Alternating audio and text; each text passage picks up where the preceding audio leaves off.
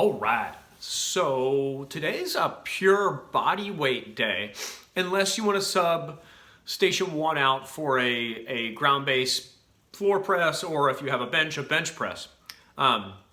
We've been overloading our first movement and really trying to layer up, and we've approached this kind of thing in many different ways. But today we're doing a lot of anterior chain training, so a lot of upper body training, a lot of quad as well and conditioning. But first and foremost, we're going to hit a push-up, and the push-up can be any variation.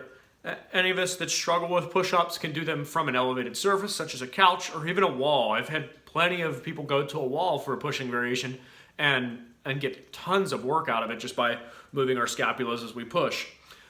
So we're going to hit a push-up by 4, and then we're going to drop to the knees and hit as many as possible. And that's going to be different for everyone as far as how many reps you get. That's the intention. So check it out. So we'll hit 4 push-ups with the same slow controlled approach and a hold at the bottom and a slow controlled push back up. Again, I always talk about this, but it's a reminder for myself to keep my chin back and create some traction to my cervical spine. So we'll slowly come down, a little hold at the bottom, slowly come up. And if you need to do this from the knees, that's totally fine. I would encourage it if the rep starts to look bad. And after 4, then you'll go right into some power push-ups for as many as you can crank out. And first round that might be 10 or 12. Second round it might be 6. It is entirely up to you, but just try to do as many as you can. We're trying to overload that pushing platform. And we're going right back into a pushing variation. Station 1 is a single arm push-up hold with a reach. And then we're going to rotate as well. So we're going to put one hand right under the chest. We're going to reach bicep through the ear. Slowly turn to the ceiling. Come back down.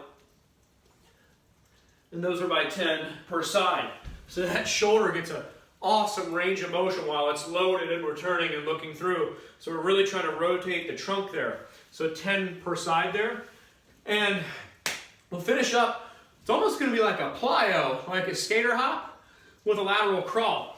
And I honestly didn't even put a rep count on this because it's close to impossible to count. So we're just going to do this, if you want to try to count, maybe like 10 times or until you find fatigue. So, or a timer would be great. If you can look at a timer, maybe 30 seconds on this would be awesome. So hands under the chest, knees under the waist. We'll go 1, 2, 1, 2, 1, 2, 1, 2. Like so for power, trying to maintain our platform. So that'll be our station 3. So again, we are definitely using your pushing mechanics. And let's now take a look at our conditioning. So we have a lever up sit up, and these will be by 5 per side. So we'll go leg up, opposite hand up. For those of you that have mastered this, you can rack a weight. Look at there, it's right here for me to grab. We can rack a weight on the opposite side. Lever up, sit up, extend up top, release with control. And those are 5 per side with some power. We're not doing a ton of flexing with the spine. We're more hinging at the hips. So that's a great drill there. And then station 2 will be a squat. And we've done these with bands before, but never really with weights. This is like a rotational pall off. We're churning butter, right? So we'll grab a weight, whatever weight you're most comfortable with. We're going to squat down as we come up, rotate. We'll have these by 10 per direction. Then you would just switch, squat, rotate like so.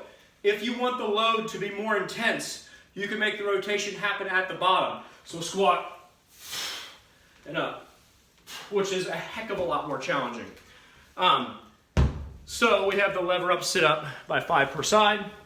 And the butter churning, baby, by 10 per direction, totaling 20. And enjoy. Happy Friday.